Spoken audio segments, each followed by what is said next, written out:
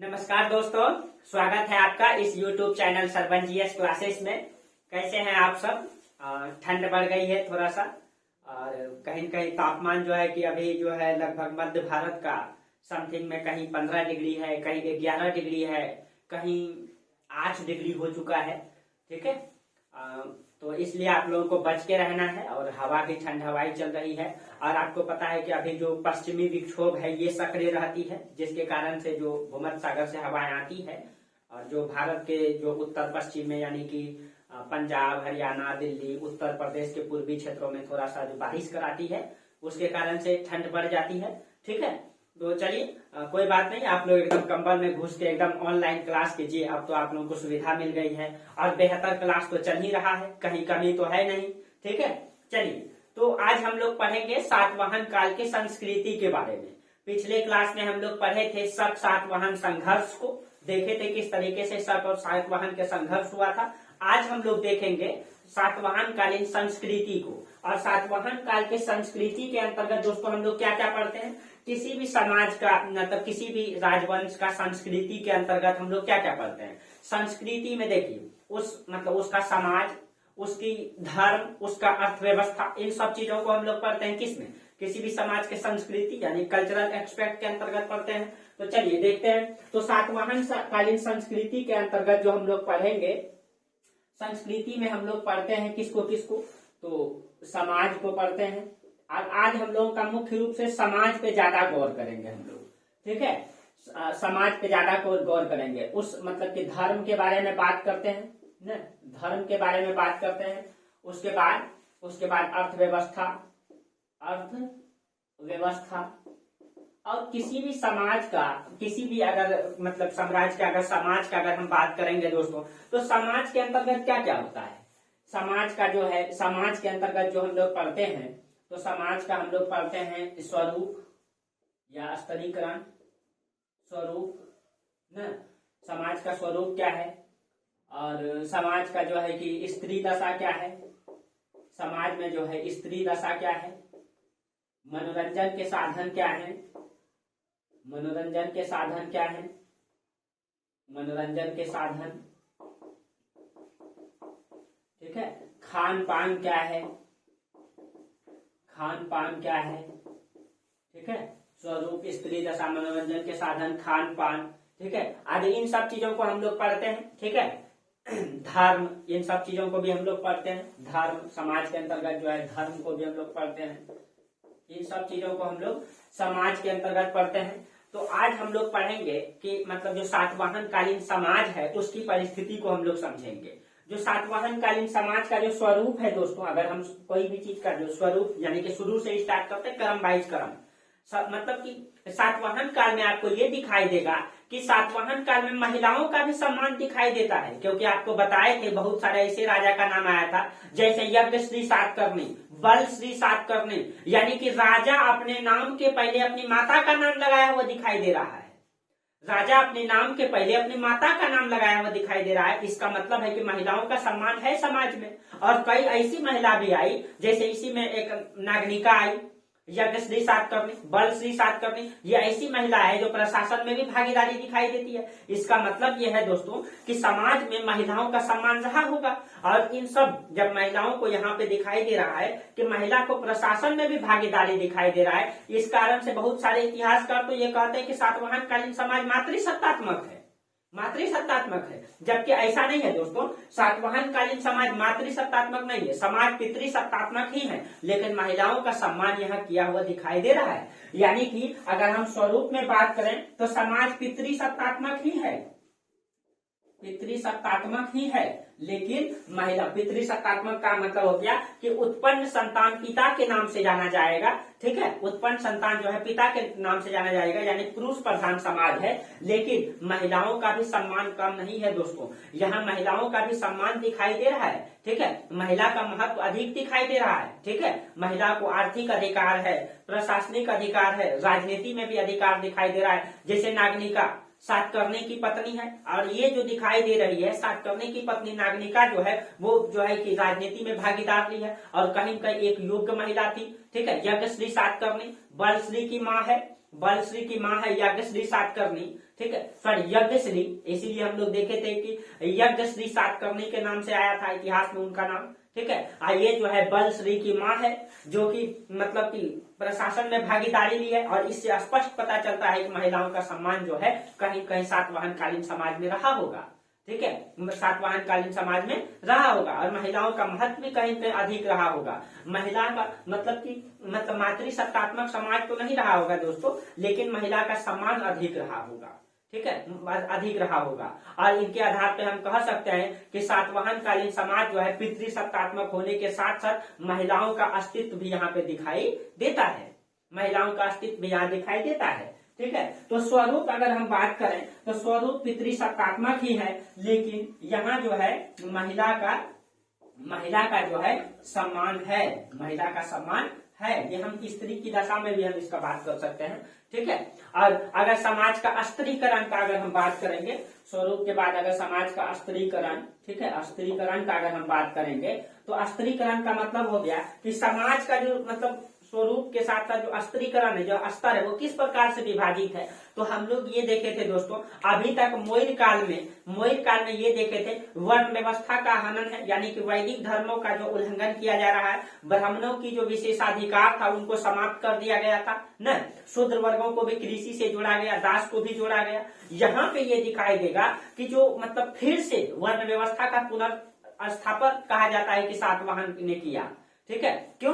क्योंकि जो मौर्य काल में है दोस्तों, मौर्य काल में ब्राह्मण वर्ग को नीचे रखा गया है और क्षत्रिय वर्ग को ऊपर रखा गया है। जैसे जब आप वर्ण व्यवस्था पढ़ते हैं तो वर्ण व्यवस्था में क्या है, वर्ण व्यवस्था में 4 वर्ण है, ठीक है, 4 वर्ण है, ब्राह्मण, क्षत्रिय, उसके बाद वैश्य और शूद्र है, ये 4 वर्ण होता है। और मौर्य का इसको 1 नंबर में रखा जाता है, 2, 3, 4, ठीक है। लेकिन मौर्य काल में, इससे पहले जो मौर्य काल है, ये ब्राह्मण को दूसरे वर्गों में रखा गया है और क्षत्रिय को फर्स्ट में रखा गया है। यानी कि क्षत्रिय जब राजा हुआ करते थे तो ब्राह्मणों का विशेषाधिकार समाप्त कर दिए थे, इसीलिए ब्राह्मण को नीचे रखा गया है, ठीक है। लेकिन आप याद कीजिए, जब वैदिक काल पढ़ाए थे तो वैदिक काल में क्या चल रहा था, वैदिक काल का अध्ययन में हम लोग देखे थे कि वैदिक काल में जो है ब्राह्मण वर्गों को ऊपर रखा गया है, और उत्तर वैदिक काल में तो और मतलब कर्मकांड बढ़ गया था, ठीक है। लेकिन मतलब कि जो मौर्य काल है उसमें मतलब ब्राह्मणों का जो है उल्लंघन किया गया है।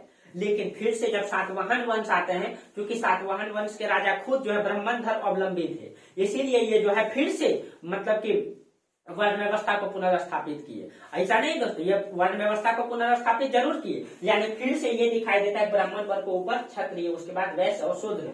लेकिन ये कहीं का यहाँ ये भी दिखाई दे रहा है कि ये ब्राह्मण वर्ग के साथ साथ जो है यहाँ ब्राह्मण धर्म अवलंबी जरूर है, लेकिन ये बौद्ध धर्म का भी सम्मान करते हुए दिखाई दे रहा है, ठीक है, बौद्ध धर्म का भी सम्मान करते हुए दिखाई दे रहा है यहाँ पे, ठीक है। तो यहाँ का जो स्तर है, फिर से ये वर्ण व्यवस्था को पुनर्स्थापन काल कहा जाता है सातवाहन को, क्योंकि मौर्य वंश में हम लोग देखे थे, अब मौर्य वंश के बाद कोई ऐसी मजबूत सत्ता नहीं आई जो फिर से मतलब कि ब्राह्मणों का विशेषाधिकार को वापस लाए, लेकिन सातवाहन वंश एक मजबूत सत्ता आई जो फिर से वर्ण व्यवस्था को पुनर्स्थापित किए। ये यहाँ पे हम लोगों को दिखाई देता है कि वर्ण व्यवस्था जो है फिर से पुनर्स्थापित किया गया। और इसके बाद जो है दोस्तों कहा जाता है कि वर्ण व्यवस्था को पुनर्स्थापित करने के साथ साथ जो है जो वर्ण संकर व्यवस्था है, जो वर्ण संकर व्यवस्था है, वर्ण संकर व्यवस्था क्या है दोस्तों, वर्ण संकर व्यवस्था को ये समाप्त करने का प्रयास किया है, ठीक है। वर्ण संकर व्यवस्था ये होता है दोस्तों, हम लोग देखे थे कि 2 प्रकार का विवाह होता था, अनुलोम विवाह, ठीक है, विवाह, और प्रतिलोम विवाह।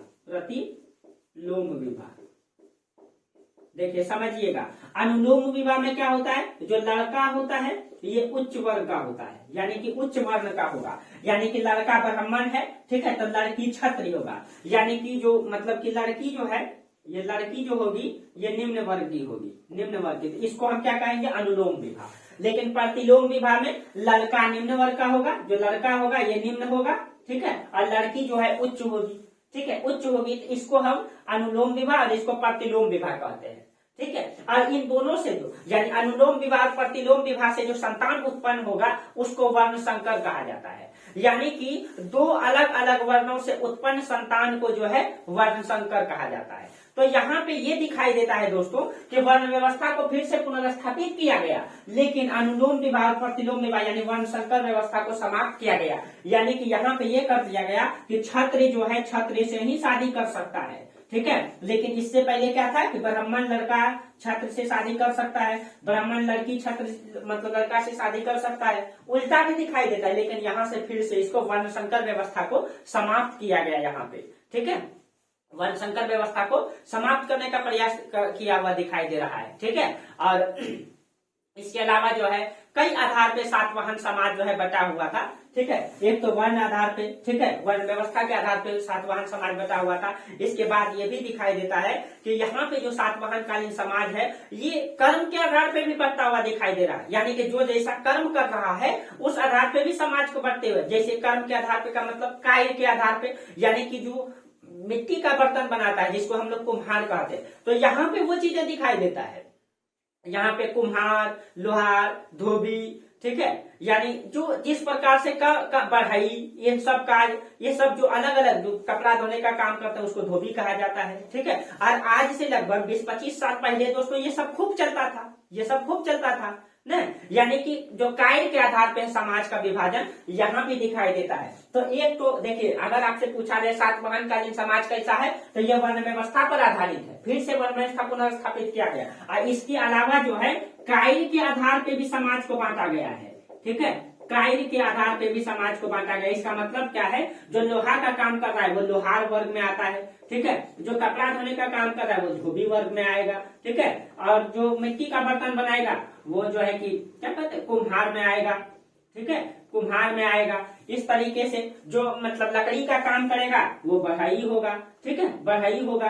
तो इस तरीके से समाज बटा हुआ दिखाई दे रहा था इस काल में। तो देखिए आज से 20 साल पहले ये सब चीजें हमारे समाज में खूब होता था, लेकिन अब दोस्तों क्योंकि मतलब कि जिस तरीके से हम लोग आगे बढ़ रहे हैं हमारा समाज, अब ऐसा कम होता है हमारे समाज में, ठीक है। यानी कि समाज दो आधार पे बटा हुआ था, एक वर्ण व्यवस्था के आधार पे और एक व्यवसाय के आधार पे, ठीक है। तो एक पूछेगा कैसे मतलब वो सातवाहन कालीन समाज किस आधार पे था, तो एक तो वर्ण व्यवस्था के आधार पे था और एक जो है व्यवसाय के आधार पे था। व्यवसाय के आधार पे समाज दो आधार पे बटा हुआ दिखाई दे रहा है, ठीक है। अब देखिए अगर सातवाहन वंश में तो हम लोग देखें समाज का स्वरूप में क्या देखें, स्वरूप पितृसत्तात्मक है और स्त्रीकरण जो है समाज का मतलब कि वर्ण व्यवस्था पर है, व्यवसाय के आधार पे है। अब देखिए स्त्री की दशा, ठीक है, सातवाहन काल में स्त्री की दशा, अब देखिए इसको समझते हैं।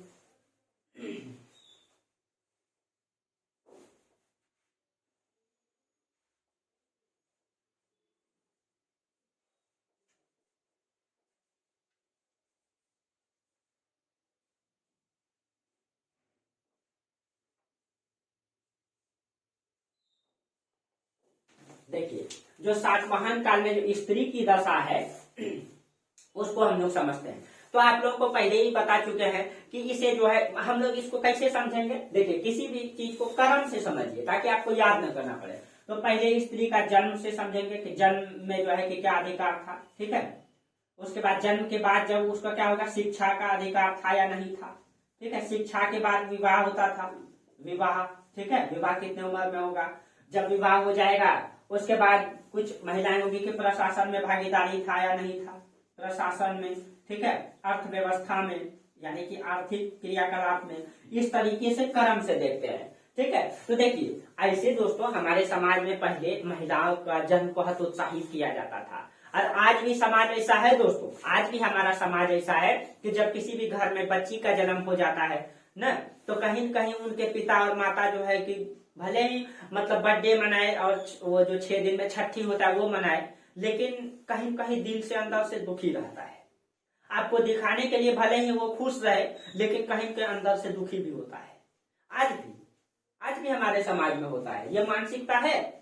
लेकिन सातवाहन कालीन समाज, देखिए स्पष्ट जानकारी तो नहीं मिलता है दोस्तों, लेकिन ऐसा माना जाता है, मतलब जो भी मतलब आधार है, जो भी पुरातात्विक साहित्यिक स्रोत के आधार पे बताया जाता है कि सातवाहन कालीन समाज में महिलाओं के जन्म को हतोत्साहित नहीं किया जाता था, ठीक है।